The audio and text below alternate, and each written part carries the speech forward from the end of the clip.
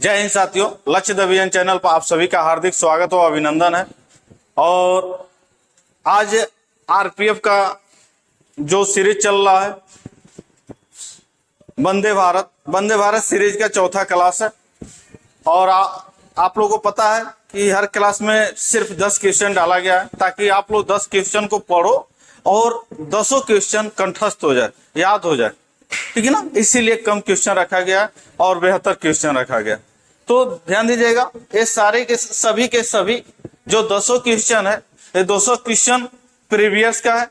Previous कब का है? तो 2019 के आरपीएफ कांस्टेबल का क्वेश्चन है। तो चलिए देखते हैं आप लोग। लेकिन ये वीडियो देखने से पहले मैं चाहूंगा कि हमारे चैनल लक्ष्य डिवीजन को आप लोग सब्सक्राइब कर लें और जो भी वीडियो देखें अगर पसंद आ रहा हो तो लाइक कर दीजिए और साथ ही साथ कमेंट भी कर दिया करिए, ठीक है। तो देखते हैं पहला क्वेश्चन क्या है। पहला क्वेश्चन है आज का, इतिहास से संबंधित है। देखते हैं हम लोग। महाबलीपुरम में प्रसिद्ध समुद्र तट का निर्माण किसने किया था? ठीक है ना। देखिएगा आप लोग, महाबलीपुरम में प्रसिद्ध समुद्र तट का निर्माण किसने किया था? बहुत ही अच्छा क्वेश्चन है, थोड़ा डीप है, ठीक है ना। तो समुद्र तट का निर्माण किसने किया था? तो ध्यान दीजिएगा, जो नरसिंह वर्मन थे, फर्स्ट थे ना, नरसिंह वर्मा फर्स्ट क्या करते हैं? तो ये रथ मंदिर का निर्माण करते हैं। किसका? रथ मंदिर। याद रखिएगा आप लोग, ये रथ मंदिर का निर्माण करते हैं। लेकिन नरसिंह वर्मन जो द्वितीय रहते हैं वो समुद्र तट का निर्माण करते हैं। किसका निर्माण करते हैं? तो समुद्र तट का निर्माण करते हैं। तो आंसर क्या हो जाएगा सही? तो नरसिंह वर्मन द्वितीय सही हो जाएगा। याद रखिएगा आप लोग, नरसिंह वर्मन द्वितीय, ठीक है ना। इनका दूसरा नाम भी होता है राजा मल्ला। याद रखिएगा, राजा मल्ला इनका दूसरा नाम भी रहता है, हमेशा याद रहना चाहिए। आप लोग देख लीजिए, ठीक है। चलिए अगले क्वेश्चन पे चलते हैं। अगला क्वेश्चन है, पहली सार्वभौमिक परिषद कब भरी गई थी? थोड़ा सुनने में आप लोगों को क्वेश्चन अटपटा लग रहा होगा, लेकिन ये आरपीएफ, ध्यान दीजिएगा, जितने क्वेश्चन कर रहे हैं सबके सब ये आरपीएफ कांस्टेबल 2019 के पेपर का है, ठीक है ना। तो भले अटपटा क्वेश्चन लगे लेकिन आप लोग को पढ़ना पड़ेगा। तो पहली सार्वभौमिक परिषद का कब भरी गई थी? तो ध्यान दीजिएगा, भारतीय परिषद अधिनियम 1892 के तहत, भारतीय परिषद अधिनियम 1892 के तहत 1893 में भरा गया था। कब भरा गया था? 1893 में भरा गया था। यानी कि डी ऑप्शन सही है। कौन सा ऑप्शन सही है? डी ऑप्शन सही है। चलिए अगला क्वेश्चन देखते हैं। धर्म निरपेक्ष राज्य का क्या अर्थ है? धर्म निरपेक्ष राज्य का क्या अर्थ है? आप लोग जानते हैं, एक संशोधन होता है 42वां संविधान संशोधन 1976 में। 42वां चौथा संशोधन होता है, 42वें संविधान संशोधन 1976 में एक संशोधन होता है। किसमें? तो हमारी प्रस्तावना में, यानी उद्देशिका में संशोधन होता है। और संशोधन करके प्रथम और छठे पैरा में संशोधन किया जाता है। प्रथम पैरा में समाजवादी और पंथ निरपेक्ष शब्द रखा जाता है और छठे पैरा में और अखंडता शब्द रखा गया था, ठीक है ना। तो धर्म निरपेक्ष राज्य का क्या अर्थ है? तो फिगर में देख सकते हैं, भारत ऐसा देश है कि सभी धर्मों को एक समान मानने वाला है। भारत ऐसा देश है कि सभी धर्मों को एक समान मानने वाला है। किसी भी धर्म को विशेष धर्म नहीं बनाता है। भारत ऐसा देश है जो सभी धर्मों को एक समान मानने वाला है, किसी भी धर्म को विशेष धर्म नहीं बनाता, यानी राज धर्म नहीं मानता है, ठीक है ना। तो याद रखिएगा आप लोग। तो धर्मनिरपेक्ष राज्य का क्या अर्थ है? तो इसमें है बहुभाषी, गलत। बस एक धर्म का पालन करना, गलत। सौंदर्यकरण, ये भी गलत। यानी सुरक्षित, यानी कि सभी धर्मों को सुरक्षा प्रदान करेगा। इससे ये अर्थ निकाल के इस ऑप्शन में पूछ दिया है कि सभी धर्मों को सुरक्षा प्रदान करेगा, यानी डी सही हो जाएगा। क्या हो जाएगा? डी सही हो जाएगा कि सभी धर्मों को सुरक्षा प्रदान करेगा, यानी सुरक्षित रहेगा। याद रखिएगा आप लोग, ठीक है। वर्तमान कंडीशन ये है कि कुछ ऐसी पार्टियां जो जातिगत राजनीति करती हैं और कुछ ऐसी पार्टियां हैं जो धार्मिक राजनीति करती हैं। लेकिन आप लोग विद्यार्थी हैं, आप लोगों को उससे हट के और अपने दिमाग से जो भी करना है करिएगा। आप लोग वोट करना होगा तो अपने दिमाग उसमें लगाइएगा कि किससे हम वोट करें तो हमारा भविष्य संवर सकता है। ठीक है, चलिए राजनीति हम लोग को नहीं करना है, हम लोग तो क्लास देखते हैं। चौथा क्वेश्चन क्या है, अर्थशास्त्र में वैकल्पिक कार्यक्रम का अर्थ क्या है। अर्थशास्त्र में वैकल्पिक कार्यक्रम का अर्थ क्या है, तो ध्यान दीजिएगा इसमें दीर्घकालिक जो शब्द होता है ना, दीर्घकालिक योजना, दीर्घकालिक योजना का अर्थ होता है वैकल्पिक, याद रखिएगा वैकल्पिक। तो यही ऑप्शन सही हो जाएगा, ये ऑप्शन सही हो जाएगा। जो लघु अवधि योजना होता है ना, तो लघु अवधि योजना का मतलब होता है एक वर्ष से कम समय वाली योजना, एक वर्ष से कम समय वाली योजना।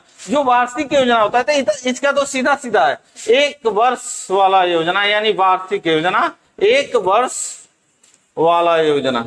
ठीक है ना। जो स्लाइडिंग योजना होती है ये क्या होती है, तो तत्कालीन समय के लिए बनाई जाती है, यानी कि कभी भी इसमें कोई समय निर्धारित नहीं किया जाता है, कभी भी गठित की जाती है, कभी बनाई जाती है और कभी भी उसे हटा भी दी जाती है। ये स्लाइडिंग योजना के तहत आती है। लेकिन हम लोग का क्वेश्चन था अर्थशास्त्र में वैकल्पिक कार्यक्रम का अर्थ क्या है, तो आंसर हो जाएगा दीर्घकालिक योजना हो जाएगा। ठीक है, चलिए अगले क्वेश्चन पर चलते हैं हम लोग, यानी पांचवा क्वेश्चन है दुनिया का सर्वोच्च शिखर है। ये सभी लोग जानते हैं, बहुत ही आसान क्वेश्चन है। दुनिया का जो सर्वोच्च शिखर है ना वो क्या है, तो माउंट एवरेस्ट है। क्या है, माउंट एवरेस्ट है। ध्यान दीजिएगा पहली जब सर्वे हुआ था तो इस माउंट एवरेस्ट की ऊंचाई कितनी आंकी गई थी, सर्वे किया गया था, तो कितना हुआ 8,800, ध्यान दीजिएगा 8,848 क्या होगा, मीटर होता है। ठीक है ना। उसके बाद दूसरी सर्वे की, फर्स्ट सर्वे था, दूसरा सर्वे किया गया तो 8,850 मीटर हो गया। ठीक है ना। जब तीसरी सर्वे किया गया तो 8,848.86 हो गया। ठीक है ना। आप लोगों को पता है हिमालय का ही सर्वोच्च चोटी है एवरेस्ट। किसका, तो हिमालय पर्वत श्रृंखला का सर्वोच्च चोटी है। और हिमालय पर्वत क्या है, तो हिमालय पर्वत वलित पर्वत है। अब वलित पर्वत में हमेशा वो भूगर्भ से वलन पड़ता ही रहता है, यानी दोनों तरफ से दाब पड़ता ही रहता है और वो उसकी ऊंचाई में वृद्धि होगी, या भ्रष्टोत्तर पर्वत होता है तो उसमें धंसाव होगा।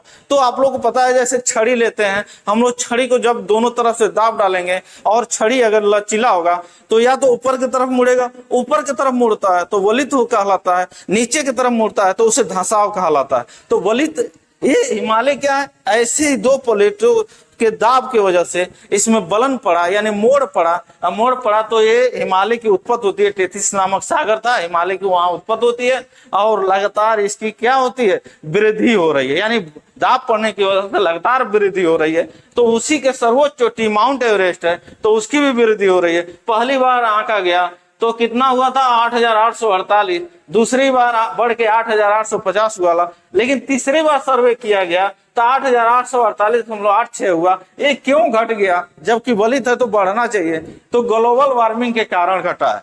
किसके कारण, ग्लोबल वार्मिंग कारण। आप लोगों को पता है हिमालय के समीपवर्ती जो देश हैं जैसे भारत है, नेपाल है, पाकिस्तान है, चीन है, इनमें सबसे ज्यादा जो सिस्टम वाला देश है, मतलब जो तकनीकी वाला देश है वो चीन है। सबसे उत्पाती कोई देश है तो चीन है। आप लोगों को पता है हमेशा उठपटांग ये रिसर्च करते रहते हैं और ये सब उन्हीं की देन थी कि कोविड-19 है, आप लोग जानते ही हैं। भले उसे प्राकृतिक आपदा बोला गया लेकिन कहीं ना कहीं उसमें चीन का ही कोई वो था, ठीक है, योगदान था।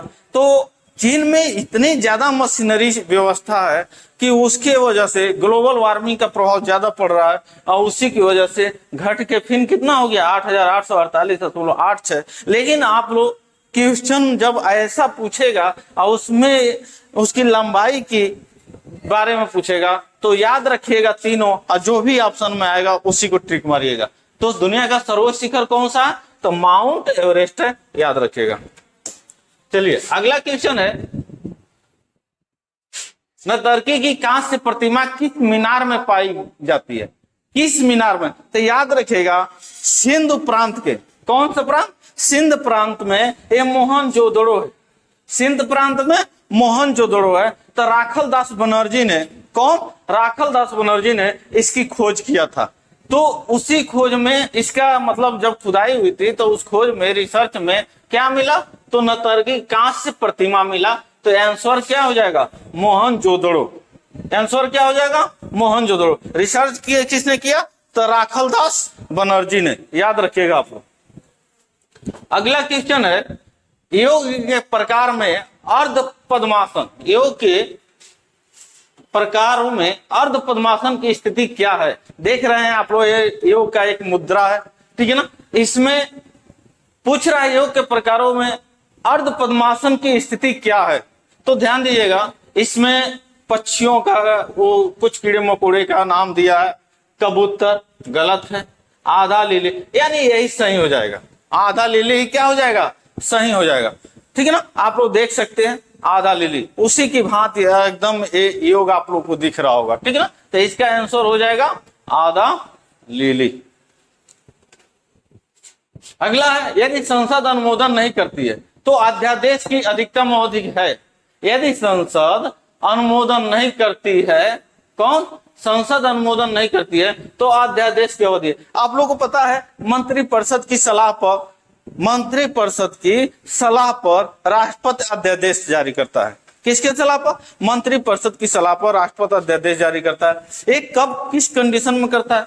तो ध्यान दीजिएगा आप लोग, एक होता है अनुच्छेद 108, एक होता है अनुच्छेद 108, एक होता है अनुच्छेद 123।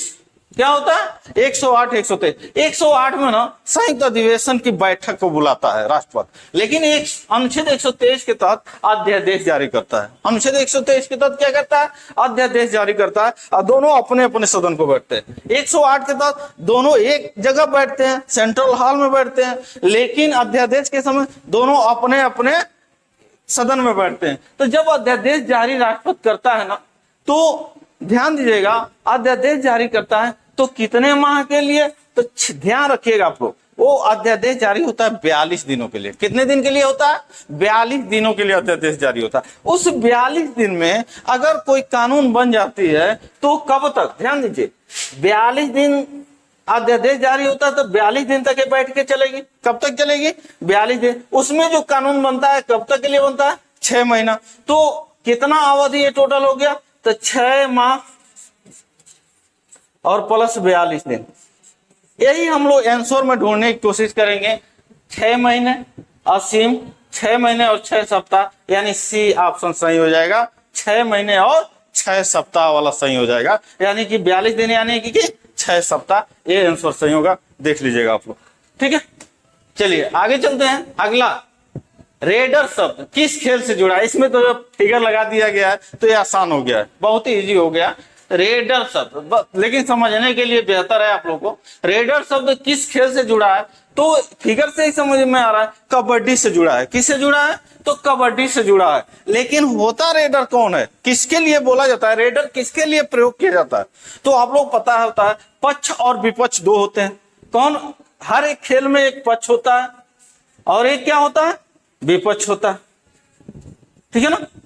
यानी अगर ये पक्ष रहेगा तो इनके लिए विपक्ष रहेंगे, ये पक्ष रहेंगे तो इनके लिए विपक्ष रहेंगे। तो जब एक टीम द्वारा दूसरे टीम के तरफ कोई एक खिलाड़ी जाता है और अधिक से अधिक खिलाड़ियों को टच करने की कोशिश करता है, उसी को रेडर कहा जाता है। उसी को क्या कहा जाता है? रेडर कहा जाता है। इसी में एक डिफेंसर होते हैं। डिफेंसर कौन होते हैं? तो उस रेडर को जो पकड़ने वाले होते हैं वही क्या होते हैं? डिफेंसर होते हैं। तो इसमें देखिए, ये जो दिख रहा है ना बंदा, ये रेडर है, लेकिन अन्य जो दिख रहा है ये क्या है? डिफेंसर है, ठीक है ना। तो समझिएगा दोनों शब्द किसके लिए? तो कबड्डी के लिए। अगला है, राज्य का वास्तविक प्रमुख कौन होता है? ठीक है ना, राज्य का वास्तविक प्रमुख कौन होता है? तो ध्यान दीजिएगा, एक संवैधानिक प्रमुख होता है और एक वास्तविक प्रमुख होता है। राज्य का संवैधानिक प्रमुख होता है राज्यपाल, राज्यपाल होता है, और वास्तविक प्रमुख होता है मंत्रिपरिषद या कैबिनेट या मुख्यमंत्री। ठीक है ना, ध्यान दीजिएगा, मंत्रिपरिषद भी हो सकता है, कैबिनेट भी हो सकता है और मुख्यमंत्री भी हो जाता है। मंत्रिपरिषद का भी मुखिया कौन होता है? तो मुख्यमंत्री होता है। कैबिनेट का भी मुखिया कौन होता है? तो मुख्यमंत्री होता है। तो तीनों ऑप्शन में से कोई देखेंगे, एक ऑप्शन अगर विकल्प में दिया है तो उसी को हम सही मान लेंगे। तो संसदीय समिति गलत, संसद गलत, कैबिनेट यानी यही सही हो जाएगा। कौन हो जाएगा? कैबिनेट सही हो जाएगा। याद रखिएगा आप लोग। आज का 10 क्वेश्चन समाप्त, और फिर अगले वीडियो में हम लोग देखेंगे 10 क्वेश्चन। तब तक के लिए वीडियो अगर आप देखे हैं, आपको पसंद आया है तो आप लाइक कर दीजिए, कमेंट करिए और ज्यादा से ज्यादा आप लोग सब्सक्राइब करिए, शेयर करें। जय हिंद साथी।